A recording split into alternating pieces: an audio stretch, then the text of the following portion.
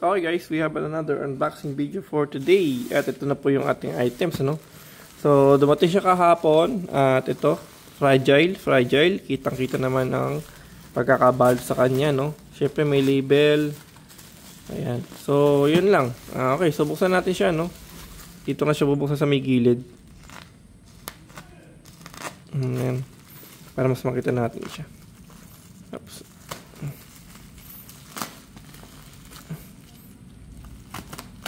Okay. Dahan-dahan lang, baka maiba yung maiwan natin. Ayan. So, nabuksan na po natin siya. Ito po ay in-order natin from Shopee, no? Overseas po ito. So, galing po siya ng Thailand. Ay, Thailand, sorry. From Indonesia po pala.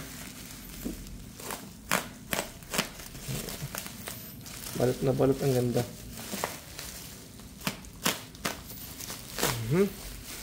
Okay, so ito na yung ating items, no? Ito na mismo yung ating items na in-order. Okay, so ayan talaga siya. Ito yung mismo yun.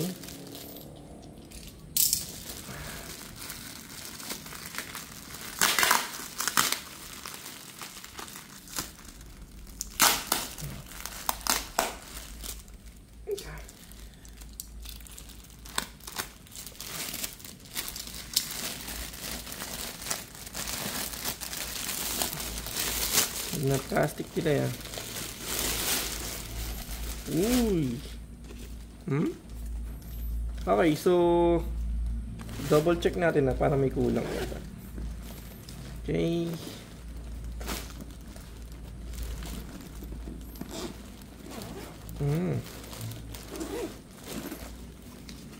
Alright, so ito pang sa raincoat to, no? Actually, maganda yung materialis, oh. Makapal. Makapal siya, guys. Makapal. Tapos, siyempre, yung ating, ito yun, guys. Ito yung parang magiging parang kabitan niya, no? Strap niya. O yung pinaka parang holder niya sa ating tank. Ito na yun. So, quality check tayo. First impression, all goods. Kita naman sa mga tahe, stitches.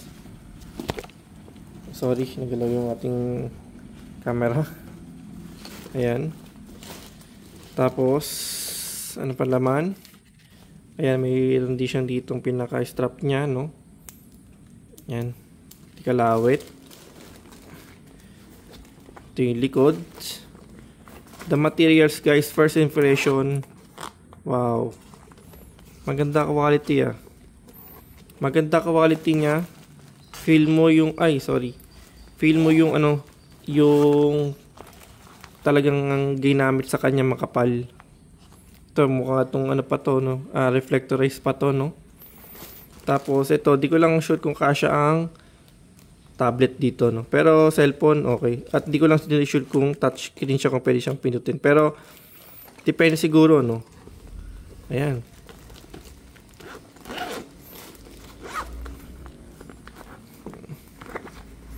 Yung ganitong klase na merong zipper, yan, water resistant yung mga ganyang klase, yung bang di agad-agad siya napapasukan ng tubig.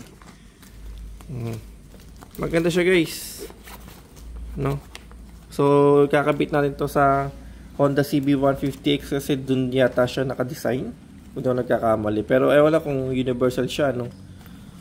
Pero first impression, parang sa bag, ramdam ko na makapal siya, no? Tapos yung stitching niya, ang linis. Detailed. Oh, ayan, no?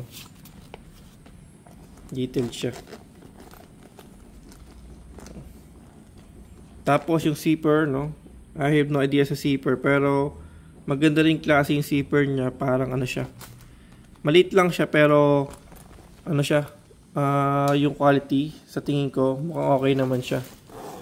Ayan. So, Indonesia to, no? Wala siya nakalagay kung saan siyang made. Pero sa Indonesia ito yung binili.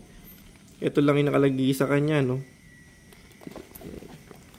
So, ayan, meron siyang orange pa dito na parang niya. zipper.